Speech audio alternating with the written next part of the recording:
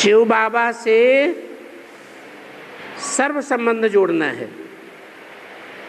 संगम युग में बाबा से जो संबंध नहीं जोड़ेंगे उसके लिए 63 जन्म तरसते रहेंगे। बाबा इसका अर्थ क्या है?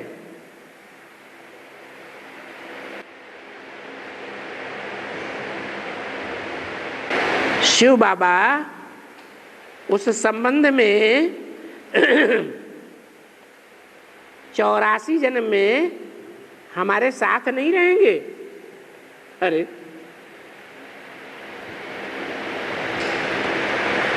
21 जन्म तो एक के ही साथ रहते हैं, अनेकों के साथ होने की बात ही नहीं है। बाकी रह गए 63 जन्म, तो 63 जन्म के लिए ये बात लागू होती है कि जो ब्राह्मण बन करके भी शिव बाबा के साथ जो संबंध नहीं जोड़ सकेंगे, वो संबंध के लिए जन्म जन्मांतर तड़पते रहेंगे। माना वो संबंध का प्यार, वो रसना, वो गहराई उन्हें औरों से नहीं प्राप्त हो सकती 63 जन्मों में, इसलिए तड़पते रहेंगे। बाप का जो प्यार है वो तो प्यार का सागर है, और मनुष्य तो पति पत्नी के संबंध में आज पत्नी बनाते हैं, कल छोड़ देते हैं, आज निभाते हैं, कल तोड़ देते हैं। बाप तो संगम युग में भी ऐसे नहीं करता। कैसे? आज अपनाए और कल छोड़ दे। बाप किसी को नहीं छोड़ते, बच्चे छोड़ करके चले जाते। तो वहां 63 जन्मों में अनुभव करेंगे वो प्यार के सागर की रचना नहीं करेंगे।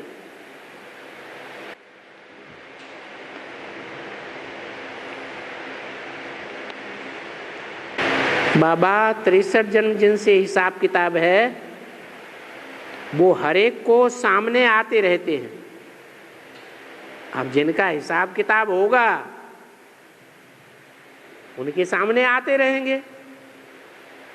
लक्ष्मी का कोई एक के अलावा और किसी के साथ हिसाब किताब ही नहीं होगा, हैं? अगर होगा भी तो मुकाबला करके उन मायावियों के ऊपर जीत पाएगी या हार खाएगी? हैं? जीत पाएगी।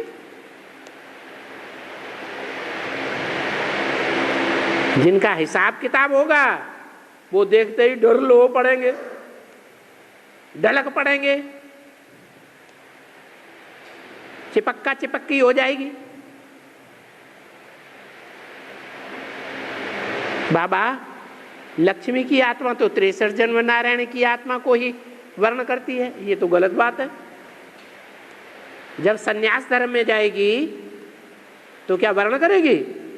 है नहीं। और जब पुरुष का चोला लेगी तो कोई जरूरी है कि वर्ण करेगी? नहीं।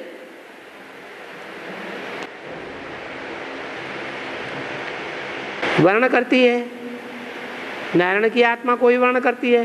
तो उनको संगम युग में भी नारायण की आत्मा बार बार स्मृति आएगी। वो पहचान होगी तभी तो स्मृति में आएगी। पहचान ही नहीं होगी तो स्मृति में कहां से आएगी? उनको बाबा का रूप जो है वो सामने आता होगा। अरे नाम रूप धाम गुण कर्तव्य पहचाना होगा तभी सामने आएगा कि बिना जाने पहचाने सामने आ जाएगा। है? हाँ?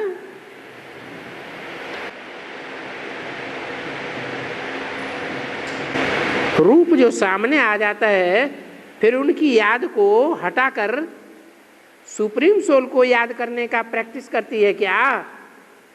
अरे जितनी भी ब्रह्मा कुमारियां हैं बेसिक में चलने वाली, वो सुप्रीम सोल को ही याद करती है। या नाम रूप गुण धाम वाले क्यों याद करती है? उन्हें तो नाम रूप गुण धाम का पता ही नहीं है। वो तो कहते हैं नाम रूप गुण धाम से न्यारा है।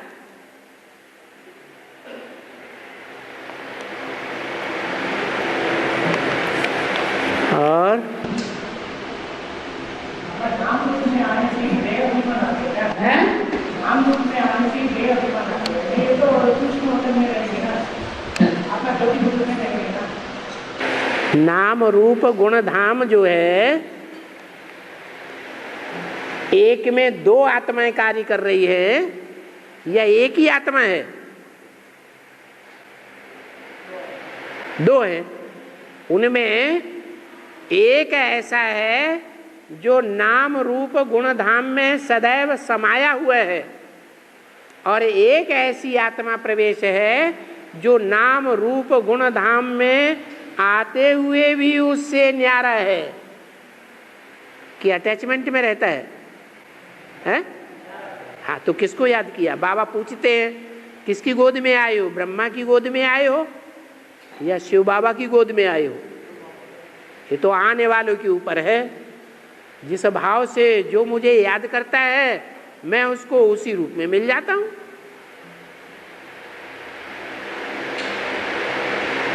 और हैं कैसे पता? अपने भाव के आधार पर पता चलेगा।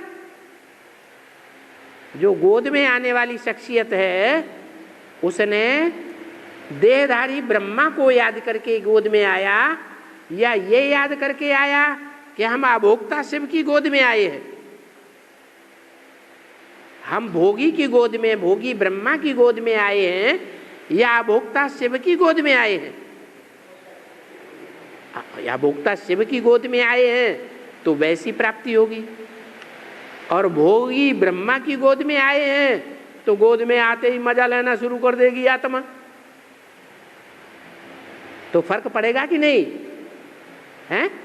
फर्क पड़ेगा। और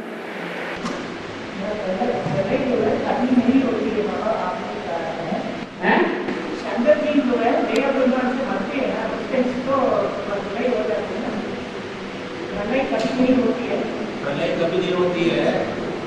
शंकर जी तो अपना हाँ हाँ, शंकर का शरीर लय हो गया। दुनिया का प्रलय नहीं होता, दुनिया कभी लीन नहीं होती, लेकिन शिव जिस तन में प्रवेश करता है उस तन का अहंकार लीन होता है कि तन के सारे तत्व लीन हो जाते हैं या योग बल से पवित्र बन जाते हैं। तो कहाँ लीन हुए? एक ही ऐसा है जो इस सृष्टि पर सदा कायम है। शिव तो है ही नहीं, शिव तो सदा कायम होता ही नहीं। 5000 वर्ष परमधाम में ही पड़ा रहता है, थोड़े समय के लिए संगम में आता है। ऐसी कौन सी आत्मा है जो इस सृष्टि पर सदा कायम है? 500 करोड़ भी मनुष्य आत्मा या आत्मा को भी सूक्ष्म वतन में भेज देगी, तब साकार दुनिया से दौड़ लगा के 1 सेकंड में परमधाम पहुंचेगी और उसी सेकंड वापस आ जाएगी। तो सदा कायम कौन है? गीता में भी आया है, अविनाशी तु तद्विद्धि येन सर्वम विदम ततम ततम। अविनाशी तो उसको समझ जिससे ये सारा संसार व्याप्त है।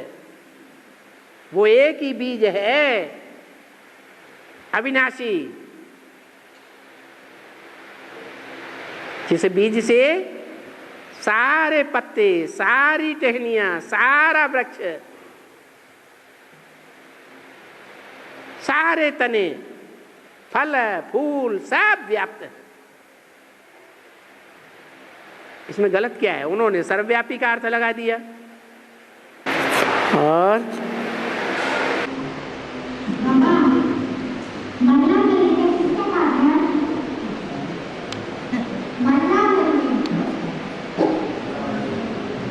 मन्ना मन्ना मल्ली।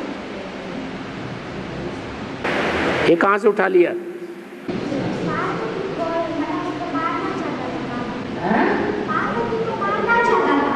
पार्वती को मारना चाहता था मन्ना।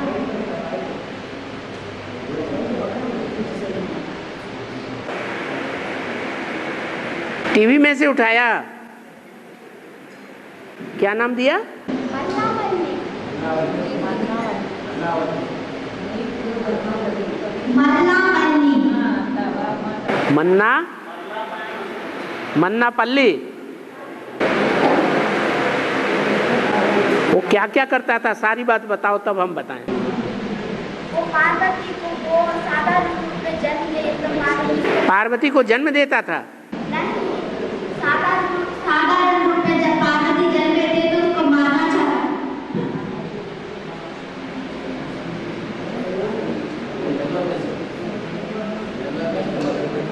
मानसा रूप में बाबा, मानसा रूप में जब जन्म लेती है, मनसा देवी, मनसा देवी के रूप में जब पार्वती जन्म लेती है तो क्या होता है? तो मल्ला मल्ली पार्वती को मारना चाहता है। उसका एक राक्षस है, उसको मारना चाहता है। हाँ, अरे राक्षस तो सभी आक्रमण करते हैं पवित्रता के ऊपर, तो पवित्रता के ऊपर आक्रमण करते हैं तो जो पवित्रता की शक्ति ज्यादा पावरफुल है वो उससे हार खा जाते हैं। और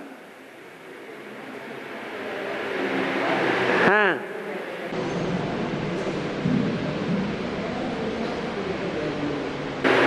और बोलो बोलो बोलो।